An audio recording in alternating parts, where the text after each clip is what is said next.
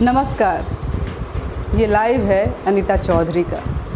Vaccine को लेकर के बार बार जो सवाल खड़े होते थे और आज भी वैक्सीन पॉलिटिक्स जिस तरह से जारी है, भारत के वैक्सीन को खुद उनके ही देश के विपक्षी पार्टियों ने जिस तरह से विदेशी प्लेटफॉर्म पे उसको नाकाम करने की कोशिश की, उस समय ये भूल गए वो कि वो भी एक भारतीय हैं। उसको लेकर के आज मैं चंद बातें कहने जा रही हूँ। बार बार सवाल उठाया गया कोवैक्सीन पे। आज विपक्ष के उस सवालों ने ही कोवैक्सीन को यूएस के ग्रीन सिग्नल पे कहीं ना कहीं रोक लगाई है। जो यूएस इतने सारे सवाल खड़े कर रहा है उसको इंटरनेशनल लिस्ट में शामिल नहीं करने को, लेकिन कोवैक्सीन ने भी जिद ठान ली है कि हम तो शामिल होकर रहेंगे। सवाल यहाँ हर चीज़ पे उठाई जाती है। अब राफेल की ही बात ले लीजिए। राफेल इस देश की शान है। वायुसेना को किस तरह से इस सौदे से मजबूती मिली है ये हम सब जानते हैं। ये कितना स्ट्रैटेजिक इम्पॉर्टेंट डील था ये भी हम सब जानते हैं। स्ट्रेंथन करने की अगर बात करें तो वायुसेना का जो हमारी लड़ाकू विमानों का बेड़ा है वो किस तरह से मुस्कुरा रहा है ये भी हम जानते हैं। लेकिन सवाल के नाम पर अपने ही देश को नीचा दिखाना शायद आज विपक्ष की भूमिका यही रह गई है। चलिए कुछ आंकड़ों को लेते हुए बात करते हैं। अब 52,000 करोड़ कितना होता है ये तो मुझे नहीं पता, लेकिन मुझे इतना पता है कि लगभग इतने ही पैसों में भारत ने रूस से 5 S-400 विमान खरीदे हैं। बड़ा ही इम्पॉर्टेंट विमान है ये, गूगल करके पढ़िएगा तो इसकी ताकतों का एहसास होगा। और 5 खरीदने अभी और बाकी हैं, लेकिन 5 की कीमत ये है। डील और भी ज़्यादा की हुई है। चलिए अब वैक्सीन की बात करते हैं। वैक्सीन चंद देशों ने ही, इस विश्व के चंद देशों ने ही वैक्सीन बनाया, जिसमें उन चंद देशों में 4-5 देशों में भारत भी एक है। और भारत ने एक नहीं, एक ही बार में 2-2 वैक्सीन बना दिए। दोनों वैक्सीन सक्सेसफुल रहे। WHO ने तारीफ़ की। 57 देशों को भारत ने इस वैक्सीन भेजकर उनकी मदद की।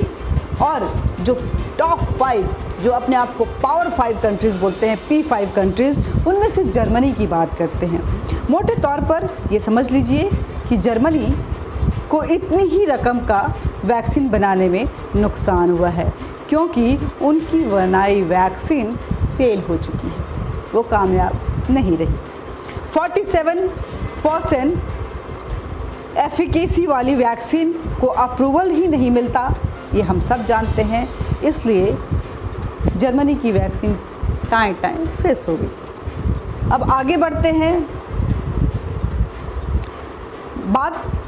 बस इसलिए ये बात इसलिए कह रही हूँ कि क्योंकि जर्मनी की चांसलर मार्केल ने भारत को धमकी दी थी। मार्केल ने कहा था कि अगर भारत अपनी वैक्सीन भेजने पे अपनी ज़ुबान पे कायम नहीं रहता है तो हम कोई भी स्टेप उठा सकते हैं। भारत ने वैक्सीन भेजनी क्यों बंद कर दी ये भी मैं बताती हूँ।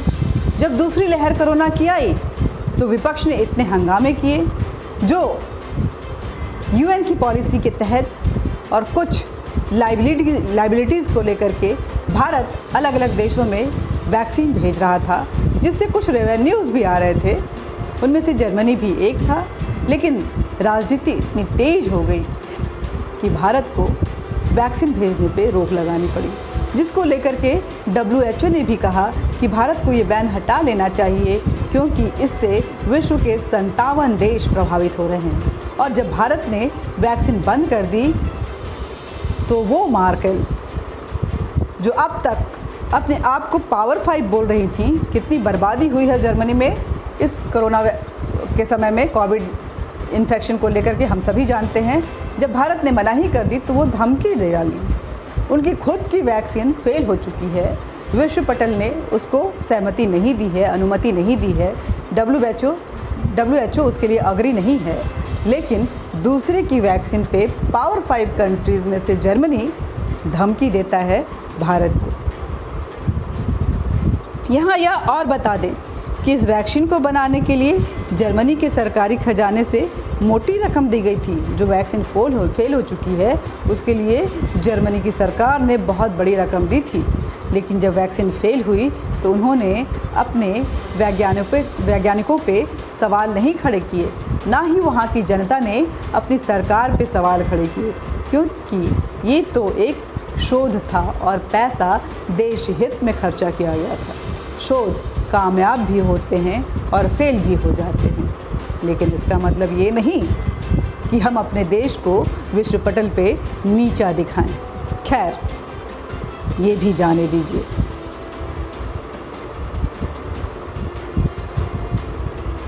मार्केल को ऐसा लग रहा होगा कि लोगों के कब्र से तेल चुराकर उस तेल को पकौड़े में तलकर खाएंगी, पर उसके चुराए गए तेल में फंगस लग गई क्योंकि वैक्सीन को अनुमति नहीं मिली। ये वही मार्केल हैं जिन्होंने भारत पे तंज कसा था, कहा था कि हमारे वैज्ञानिकों ने रास्ता छोड़ा था तो भारत फार्मा इंडस्ट्री का राजा बना है। तो मार्केल मैडम, अब क्या हुआ?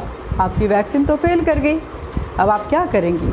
इस बार तो वैज्ञानिकों ने सारे रास्ते ही बंद कर रखे थे, मोदी की रिक्वेस्ट पर भी नहीं खोल रहे थे, पर बेचारे खुद ही फंस गए, क्योंकि बंद रास्तों को भारत बाखूबी खोलना जानता है। रास्ते कितने भी कठिन हों, चढ़ाई कितनी भी खड़ी हो, दुर्गम पहाड़ियाँ हों और घने जंगल,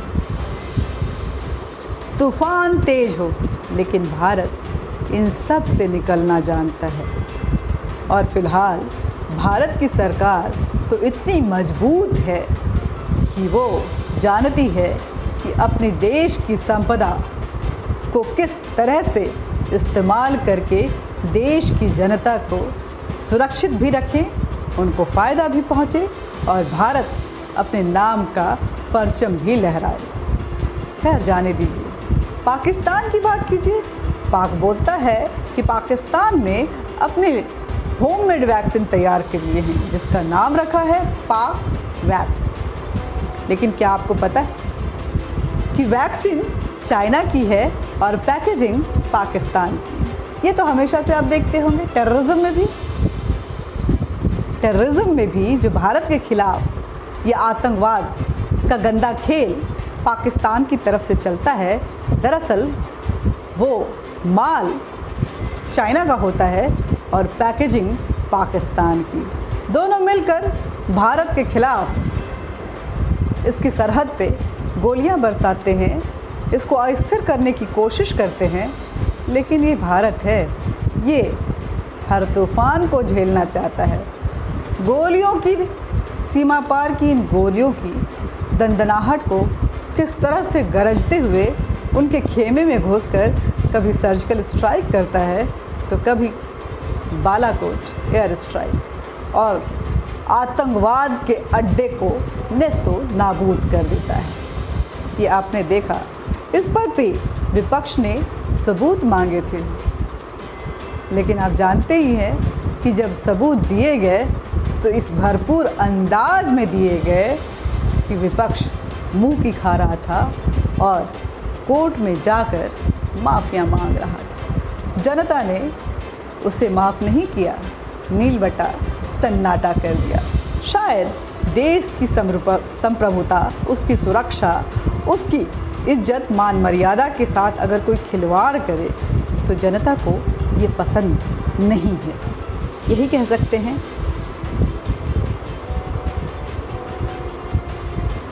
चलिए कुछ और देशों की भी बात करते हैं। अमेरिका अपने आप को बिग बॉस मानता है। लेकिन जब कोरोना की पहली लहर आई थी तो अमेरिका धराशायी था। इटली हेल्थ सेक्टर में अपना परचम लहराने के दावे करता था, लेकिन ये दावे कितने खोखले थे हम सभी जानते हैं। और ये पावर 5 कंट्रीज जिस तरह से चाइनीज़ वायरस, वुहान वायरस के खिलाफ बोल तो रही हैं, लेकिन एकजुट होकर आवाज़ की जिस बुलंदी को उनको उठाना चाहिए और जो एक्शन लेना चाहिए शायद लेने में डर रही हैं। लेकिन ये भी कारनामा भारत ने ही किया। भारत ने इमीडिएट इफ़ेक्ट के साथ, बिल्कुल त्वरित कार्रवाई के साथ चाइना के न जाने कितनी ही कंपनियों को यहाँ पे भट्ठा बैठा दिया, उनको बंद कर दिया। इकोनॉमिक डैमेज चीन को इतना ज़बरदस्त दिया है भारत ने कि कोई इमेजिन नहीं कर सकता।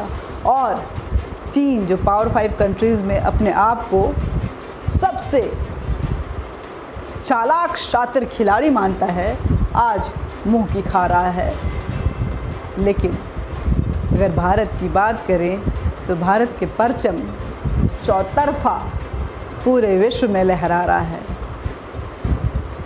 विपक्ष राजनीति तो कर सकता है, लेकिन इस राजनीति को कितने भी गंदे तरीके से खेले,